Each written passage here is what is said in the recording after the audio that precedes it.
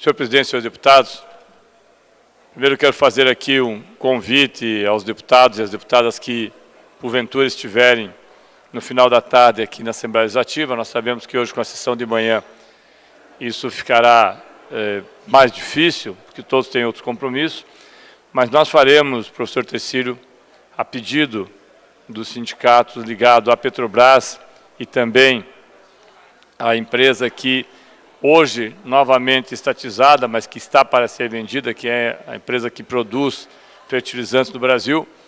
Nós faremos uma audiência ao final da tarde, 19 horas, aqui no plenarinho da Assembleia Legislativa. Então, faço aqui um convite a todos e a todas que puderem acompanhar a situação da Ultrafértil e da Petrobras, que me parece serem duas empresas nacionais extremamente importantes, até porque a Ultrafértil, depois de ter sido feita a sua privatização, voltou nos anos de 2010, 2012, 2008, voltou a ser estatal. A própria Petrobras investiu mais de 250 milhões de dólares na produção aqui de fertilizantes e ela está sendo colocada à venda junto com a unidade de Três Lagoas, Mato Grosso do Sul, deputado Requião, por um valor simbólico de $1. Ela está sendo colocada à venda pelo governo Temer por $1, por R$1, nem em dólar, é R$1. A venda da unidade é aqui R$1.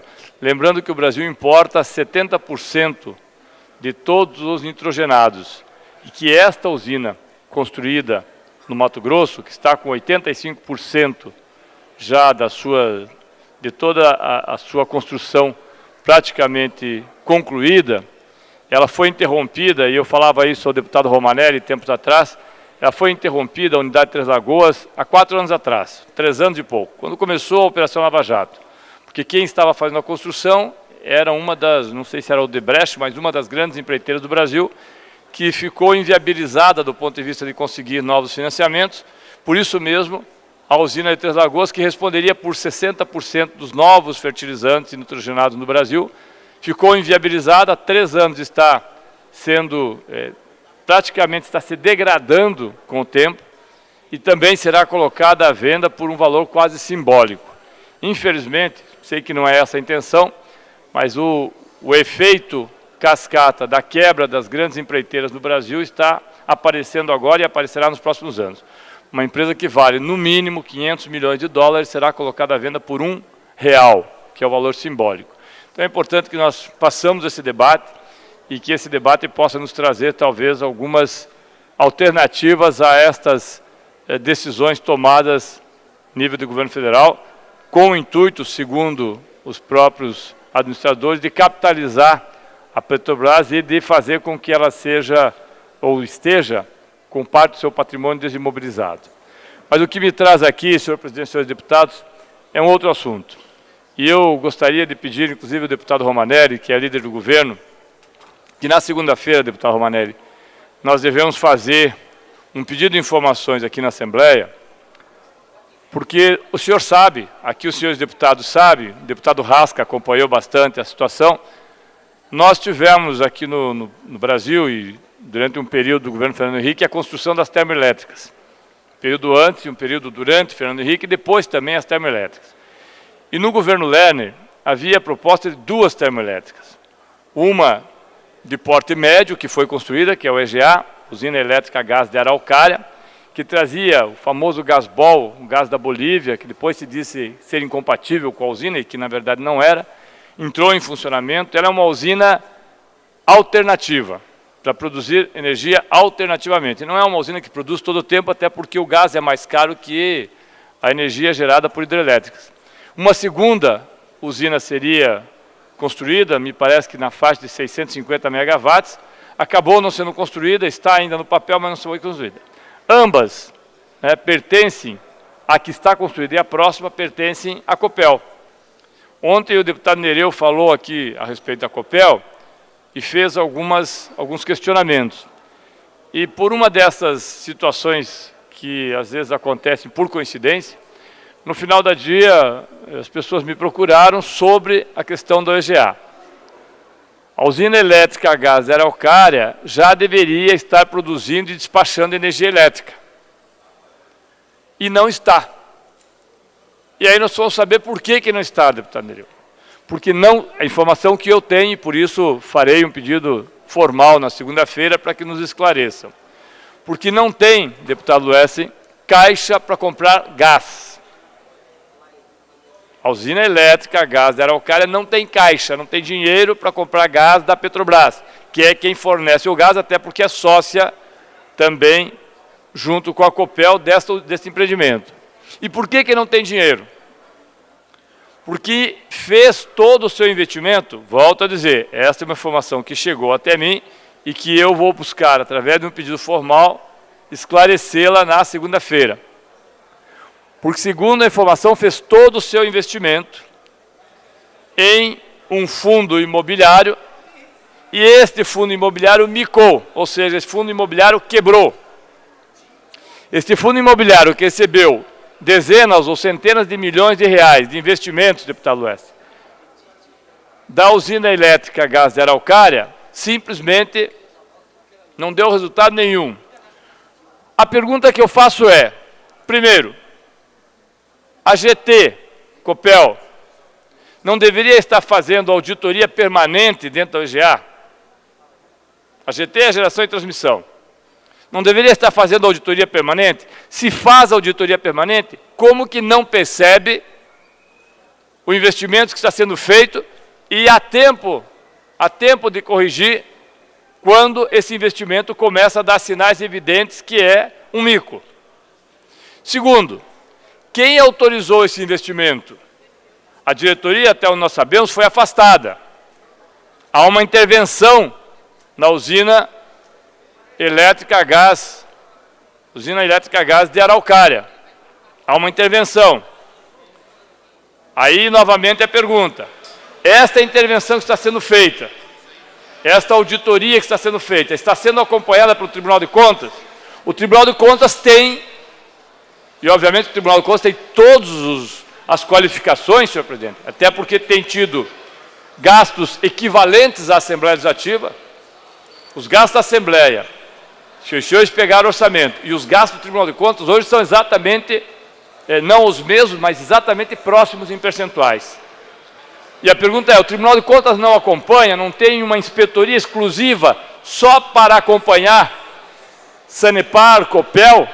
E se tem Copel, como que alguém perde dezenas, centenas de milhões de reais sem que isso seja visto? Terceiro, uma declaração extremamente, eu diria, não perigosa, mas comprometedora, de uma das pessoas afastada, dá conta que esta era uma decisão ou uma orientação da Secretaria de Infraestrutura e Logística. Concede uma parte, deputado. Da sequência. Ora, o que tem a ver a Secretaria de Infraestrutura e Logística com a EGA? O que tem a ver a EGA com o GT Copel, Geração e Transmissão Copel? Por que que a GT não fez auditoria? Por que que a GT não acompanhou? Por que que o Tribunal de Contas não viu? Se tudo isso for de fato verdadeiro. Eu acho que há uma situação extremamente delicada e que precisa ser respondida. Por quê? Já lhe concedo a parte. Porque nós estamos num período de extrema necessidade de geração de energia elétrica. O governo federal tenciona acionar as térmicas a óleo e nós estamos com uma grande usina a gás que pode gerar não só energia, mas lucros para a Copel e para o Estado, e não está em funcionamento porque a informação é que não tem dinheiro para comprar gás. Se isso tudo for verdade, é o fim de todas as relações razoavelmente republicanas no Estado do Paraná. Senhor deputado, eu concedo a parte. Quero parabenizar Vossa Excelência pelas colocações e dizer que parece-me que no Brasil e no Estado não é diferente, há um desmerecimento e um desprestígio às empresas estatais com um único objetivo, de vender elas para os compradores que já estão selecionados. É lamentável o que vem acontecendo com as empresas estatais brasileiras, paranaense não é diferente, o descaso, digamos, a falta de investimento, a falta de administração. Infelizmente, as estatais brasileiras não são administradas por pessoas que realmente conhecem e têm comprometimento com as mesmas. Na sua grande maioria, elas estão sendo administradas por apadrinhados políticos, Deputado, 1 minuto para concluir, por favor. Homens e mulheres que não têm conhecimento de causa administrativa e que parece que lá estão única e exclusivamente com o intuito de dilapidar essas empresas para que a população brasileira seja a favor da sua venda, da sua privatização. É lamentável o que vem acontecendo no Brasil, é na Petrobras, é na Eletrobras, em setores da Copel também, da Sanepar, inclusive, também, que tem muito problema, com muitos cargos em comissão, cargos desqualificados, deputado. Então, eu acho que nós precisamos rever tudo isso, e o momento é a eleição do ano que vem, 2018 está aí, vamos separar o joio do trigo. É o momento de nós selecionarmos aqueles que têm comprometimento com o povo brasileiro, com o povo paranaense. Obrigado pelo apoio. Obrigado, senhor deputado. Senhor presidente, eu uso o horário da oposição, porque aí não precisa mais... Ok, mais 10 minutos. Mas a pergunta, deputado Luercio, que se faz exatamente nessa direção que o senhor pondera. A quem interessa inviabilizar o EGA? O governo do Estado mandou para cá um projeto, que ainda não foi analisado, já tive a oportunidade de discutir com o líder do governo, inclusive, que, se aprovado da forma como está, nos remete a sandices, que é você fazer a transferência de todo o transporte do gás, com todo o seu equipamento da Compagás, que é subsidiária da Copel, para a iniciativa privada. Ora, a impressão que nos dá, deputado Rasca Rodrigues, é que este governo só não vende o palácio porque não tem comprador. Porque se pudesse, talvez transformasse no shopping centro cívico. Porque é impressionante.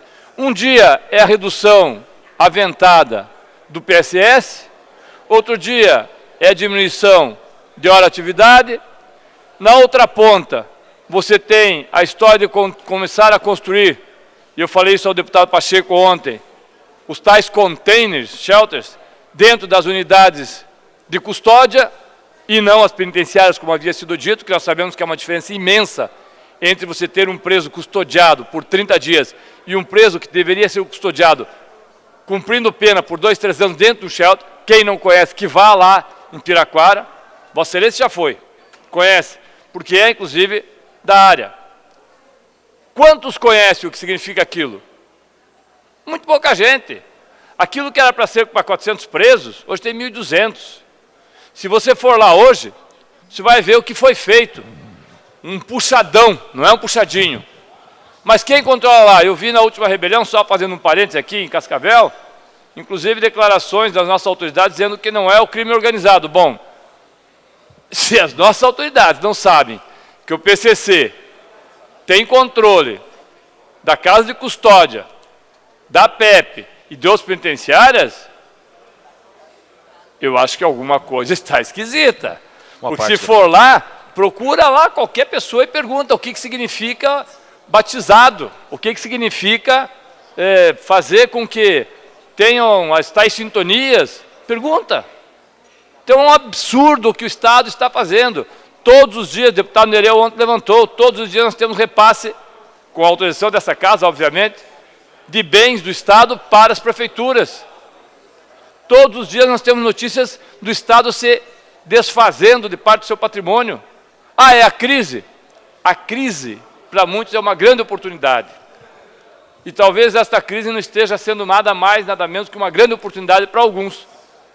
Alguns que, inclusive, estão muito próximos de informações como esta, que nós trouxemos aqui com a preocupação de, na segunda-feira, presidente Demar Traiano, fazer o pedido de informações e aprová-lo. É verdade que a EGA fez aplicações do seu caixa em um fundo imobiliário? Se fez, é verdade que esse fundo, usando a expressão de mercado, micou, ou seja, era um fundo podre? É verdade que ela está sob intervenção? É verdade que a EGA não sofreu como deveria ter sofrido quando começaram os problemas, caso todos eles se confirmem? Uma auditoria da GT Copel, Geração Transmissão? São verdadeiras as informações que a Secretaria de Infraestrutura e Logística também tem conhecimento sobre isso e que há interferência? Então não dá. Nós não podemos terminar 2018 nos arrastando da forma como estamos indo, porque para salvar aquilo que eu acredito seja o objetivo maior do governador Carlos Alberto, que é o seu mandato, nós vamos quebrar o Estado. Nós vamos quebrar o Estado. Lhe concedo a parte, deputado Pacheco. Deputado Tadeu, quero também me somar ao seu pronunciamento. Eu acho que assim, como eu disse ontem, sem muita bravata, mas com muito equilíbrio, nós precisamos pensar o Paraná com mais ações efetivas, em benefício do interesse da população. A gente vê sempre muita propaganda, que ontem eu denominei de retórica. Por exemplo, quando o secretário-chefe da Casa Civil chega lá agora, né, e nos diz lá em Cascavel que não, o problema da superlotação será resolvido aí com já a especulação que há sobre a construção de uma casa de custódia e de uma PAC em Cascavel. Mas isso não é verdade. É uma informação que não é verdadeira. O que existe hoje é um desejo, uma solicitação da sociedade cascavelense para que haja a construção de uma casa de custódia, justamente para desafogar essa PEC que foi superlotada agora por conta do fim do cadeão da 15ª, mas não tem nem terreno ainda. Ou seja, nem o terreno não existe ainda, ou seja, é uma informação que é de retórica. Aí a construção da PAC, que também não tem nem projeto, não tem nada em andamento, a não ser o desejo e o trabalho da doutora Cláudia, que conseguiu a doação do terreno, mas que vai muito tempo para conseguir se implementar. Então o que a gente precisa? Menos retórica, mais ações, porque o povo está sofrendo com esse tipo de rebelião e outras ações que Vossa Excelência está, inclusive, explanando aí. Obrigado pela parte, deputado. Obrigado, deputado Pacheco. É lamentável que nós tenhamos que nos deparar praticamente no fim, ou quase no fim, do governo Richa, porque o governador, pelas informações que são passadas todos os dias, deverá sair candidato, e para isso deverá proceder à sua desincompatibilização das eleições. Mas que nós tenhamos um processo onde o secretário Mauro Ricardo, ainda que todos o julguem, e dependendo do viés que se olhe, isso é verdade, competente porque segura as finanças do Estado, mas ora, a Copel está colocando a possibilidade de vender suas ações. A Sanepar vendeu 1 bilhão de reais em ações. Praticamente o controle fica com o governo, mas eu não vou repetir aquilo que faz 3 anos que eu venho falando aqui. Vai para nível 3 de mercado e sabe, inclusive sabe o secretário Mauro Ricardo, porque é uma pessoa muito competente e inteligente, sabe o que significa nível 3 de mercado de Bolsa de Valores na Bolsa de São Paulo. As rodovias tão propaladas, deputado Nereu, Vossa Excelência que mora no Sudoeste, sabem em que estado estão. A tal duplicação da 323, lá de Maringá, todos sabem em que pé que está. Os servidores públicos não tiveram reajuste. A contratação de policiais não vai acontecer. Nos próximos 2 anos não terá reajuste de servidor público, porque não poderá ser acima de 2%, 2,5%, que é o percentual vegetativo da folha. Então a pergunta é, onde está indo o dinheiro? Porque para o servidor não é, para a rodovia não é, para a segurança não é, para a Assembleia Legislativa também não é. Não é porque aqui está devolvendo 200 milhões de reais, eu vi o orçamento para o ano que vem, e a execução do orçamento esse ano, está levando 200, 300 milhões de reais. Tudo bem, devolve 200 milhões, depois alguns deputados entregam emendas que são as emendas da Assembleia, essas coisas todas que às vezes a gente não entende direito como é que funciona, porque é para uma parte, não é para um todo, então não são emendas da Assembleia, são emendas do governo. Isso aí é um outro processo. Mas para algum lugar está indo. Isso não é uma questão física. Para algum lugar está indo. A pergunta é, para onde? Essa parte, deputado. Pois não. Mais 2 assuntos, deputado Tadeu Venere. Segurança pública, que Vossa Excelência falou já no que diz respeito às penitenciárias, mas também a disponibilidade de efetivo policial no nosso Estado, que hoje é um grandíssimo problema, um grande problema. E a gente conversa assim, nos bastidores da Polícia Militar, e na verdade o que está assustando a corporação, porque se aposentam policiais não têm interesse e incentivo para continuar, e aí a gente tem hoje um efetivo completamente reduzido. Então esse é um assunto. E falando da saúde, recentemente na Comissão de Saúde, na prestação de contas do trimestre, do quadrimestre, nós vimos inclusive uma declaração de que entrará agora no final do ano um recurso adicional, que será computado aquele do ICMS adicional, para ser utilizado ainda esse ano, na minha opinião, sem planejamento. Como é que vai utilizar um recurso que não vai ser pequeno, Para fechar percentual. na última hora para fechar percentual de 12%? Então fica aqui esse registro de que, na verdade, a gente vê assim, uma falha em vários setores da administração. A ambulância e viatura só não resolve. Para concluir, senhores deputados, o que nós estamos vendo é, novamente, eu iniciei com a OGA e termino com a OGA. É falta de controle, falta mínima de fiscalização ou um compadrio sem precedentes. Nos 20 anos, como disse aqui o deputado que iniciou esse debate. Para concluir, deputado Tadeu. Nos 20 anos do pedágio, parece que absolutamente nada mudou. O Estado continua sendo saqueado. Obrigado, senhor presidente e senhores deputados.